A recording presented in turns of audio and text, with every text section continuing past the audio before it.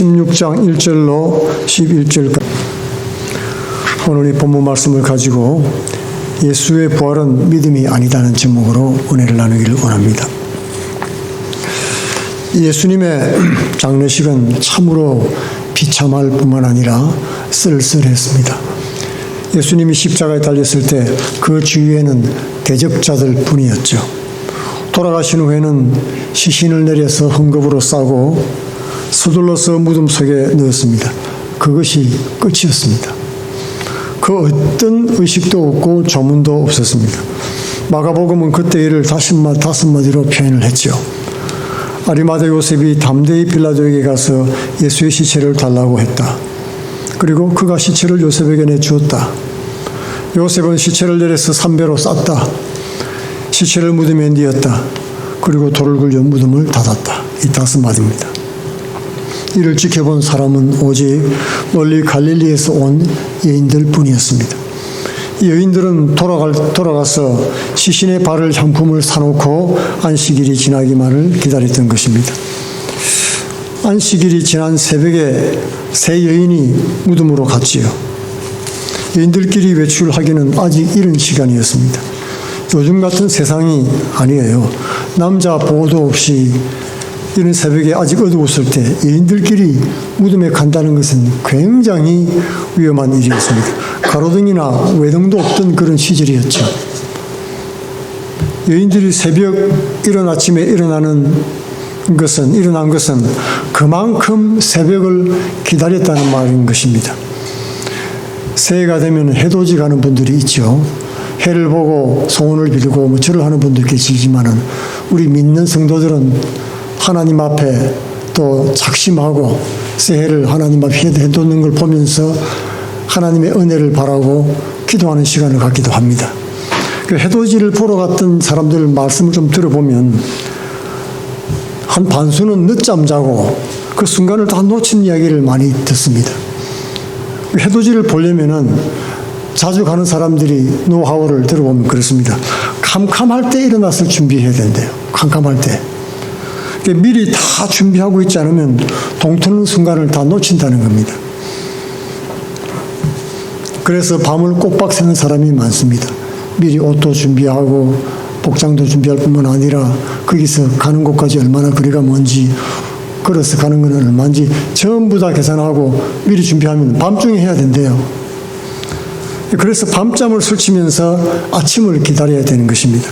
여인들도 사람이 활동할 수 있는 가장 이른 시간을 밤새 기다렸다가 집을 나온 것입니다. 도대체 누가 그럴 필요가 있었을까요? 새벽에 무덤에 간 사람은 오늘 말씀을 보니까 막달라 마리아, 작은 야고보의 어머니 마리아, 그리고 살로메였습니다. 이 작은 야고보의 어머니는 예수님의 어머니 마리아를 말하는 것입니다. 비참하게 죽은 아들의 마지막을 본 어머니의 마음이 어떻겠습니까? 마지막으로 시신의 향품이라도 발라주려는 마음이었던 것입니다. 막달라 마리아는 누굽니까? 예수님께서 베푸신 사랑 때문에 울면서 눈물로 그 발을 적시고 자기 머리털로 닦고 그 입에 입 맞추고 향유를 발랐던 여인입니다. 그 마리아라면은 그럴만도 하지요. 예수님에 대한 사랑의 마음으로 꼭두 새벽에 일어나서 무덤으로 달려간 것이었습니다. 이 여인들만 나중에 보면 예수님을 만나게 되죠. 그런데 제자들은 보이지 않습니다. 마가복음에는 베드로가 예수님을 3번 부인하고 나서 엎드려 울었습니다. 그 이후로는 그 얼굴이 나타나지 않습니다.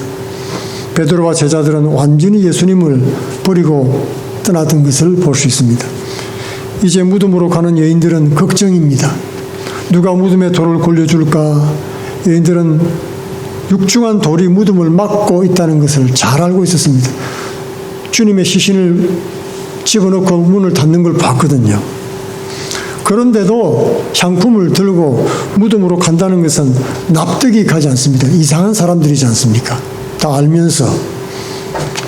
무덤에 가도 시신을 못 볼 텐데도 그래도 밤새 기다렸다가 그곳으로 간 것입니다. 시신을 볼 가능성이 전혀 없는데도 도대체 무슨 마음으로 무덤에 갔을까요? 여기서 우리는 여인들의 뜨거운 사랑과 열정을 엿볼 수가 있는 것입니다. 그런데 놀라운 일을 보았죠. 무덤에 돌이 굴려져 있는 것입니다. 마태복음에는 큰 지진이 나며 주의 천사가 하늘로부터 내려와 돌을 굴려내고 그 위에 앉았다고 말씀하고 있는 것입니다. 어린아이 공기를 던지듯이 그 큰 돌, 오늘 말씀해 보니까 굉장히 큰 돌이었다고 말씀하고 있죠. 멀리 던지고 그 위에 천사가 앉아 있는 것입니다. 기적이었던 것입니다. 여인들은 무덤 안으로 들어가서 사라진 시신과 천사를 보았습니다. 그때 천사가 놀라지 마라. 너희가 십자가에 못 박히신 나사렛 예수를 찾는구나. 그가 살아나셨고 여기 계시지 아니라 보라 그를 두었던 곳이니라. 가서 그의 제자들과 베드로에게 이르기를 예수께서 너희보다 먼저 갈릴리를 가시나니 전이 너희에게 전에 먼저 말씀하신 대로 너희가 거기서 배우리라 하라. 그때 여인들이 몹시 놀라 떨며 나와 무덤에서 도망하고 무서워하여 아무에게 아무 말도 하지 못하니라. 그렇게 성경은 기록하고 있습니다. 예수님의 부활을 하심을 목격한 여인들의 태도가 너무 이상하지 않습니까? 믿었다는 말이 없는 것입니다. 믿었다는 말이 없습니다. 어떤 사본에는 마가복음 8절로 16장 8절로 끝난 것도 있습니다. 무덤에서 도망하고 무서워서 아무에게 아무 말도 못했다. 그리고 성경이 끝난 거예요.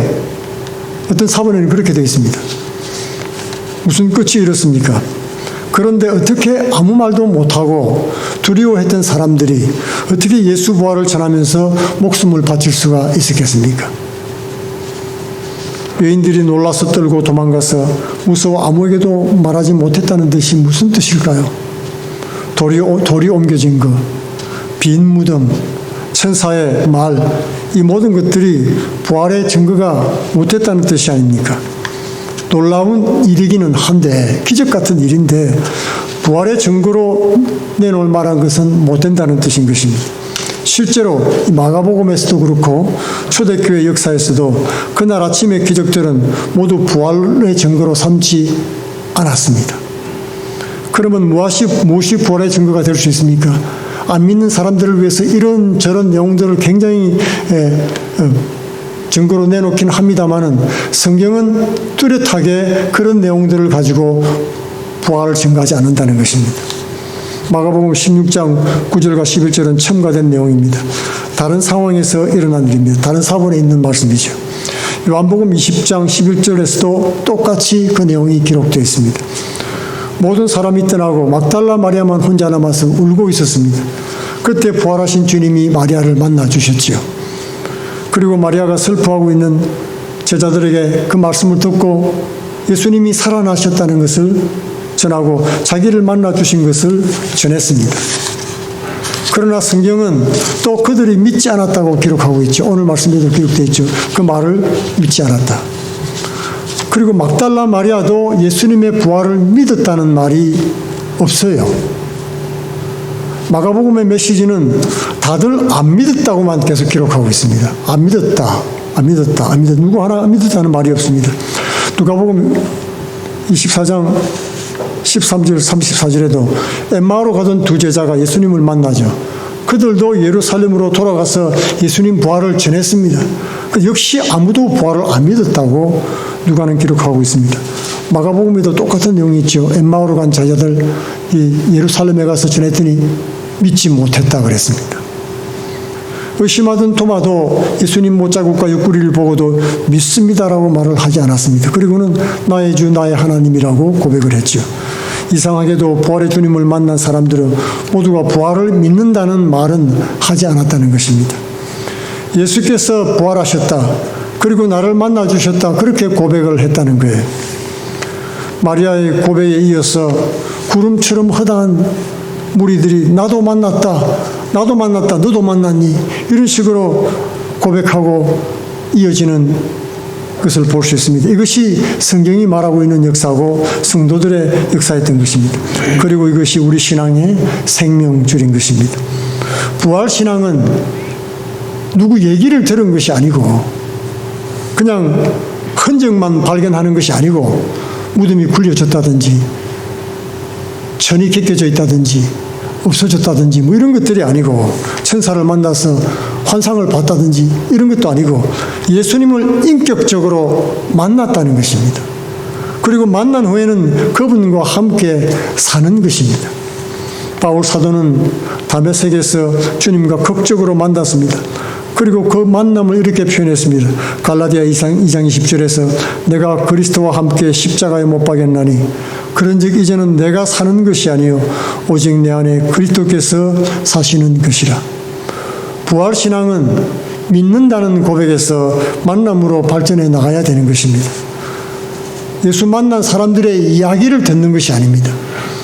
부활신앙은 그리스도를 인격적으로 내가 만나고 함께 살고 예수님과 동거하는 것을 말하는 것입니다. 예수님이 살아계시면 함께 동거해야지요. 저 멀리 떠나보내고 가끔 1년에 한두 번씩 우리 집에 찾아와 주소서, 그런 것은 아닌 것입니다. 내가 세상 끝날까지 너희와 항상 함께 있겠다고 말씀하셨기 때문에 우리는 늘 주님 안에 동거하고 함께 살아가야 되는 겁니다. 무신론자들이나 의심하는 자들을 이기는 것은 믿는다가 아니고 내가 만났다는 고백입니다. 그것처럼 강력한 증거는 없는 것입니다. 그리고 그분과 함께 산다는 데 있습니다. 그럴 때 우리는 와보라고 초대할 수 있습니다. 내가 예수를 만나고 정말 기쁨 가운데 있고 확신 가운데 있을 때 와보라고 말할 수가 있는 겁니다. 우리 집에도 와봐. 자꾸 찾아오게 만들고, 그러면 예수 향기가 나고 성령의 능력과 은혜가 나타나고 살아계신 간증이 있고, 그러니까 예수님을 발견할 수 있지 않겠습니까? 그럴 때 그 사람도 예수님을 만나게 되는 겁니다. 나는 만난 적도 없고 얘기만 듣고 앉아가지고 남의 얘기만 하면 아무 힘도 없습니다. 사람들이 믿지 않는 것입니다. 와서 확인해 보라고 담대히 증가할 수 있는 것이 바로 능력이 되는 것입니다. 믿는다는 말만으로는 세상을 이길 수가 없습니다.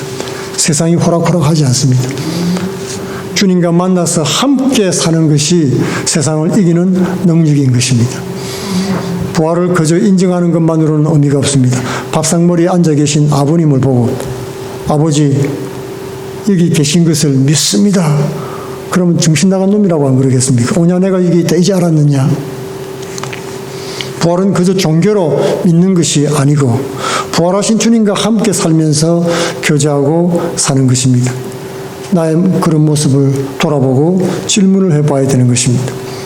부활을 2000년 전에 일어난 어떤 사건이 아닙니다. 믿는다고 하면서 주와 함께 살지 않으면 예수 부활은 나와는 아무 상관이 없는 것입니다. 믿음과 삶은 분리될 수가 없습니다. 참된 믿음은 그리스도를 모시고 그분 뜻대로 그분과 함께 살아가는 삶인 것입니다. 그것이 부활신앙입니다. 이런 은혜가 저와 여러분에게 있기를 축원드리겠습니다. 다 같이 기도하겠습니다.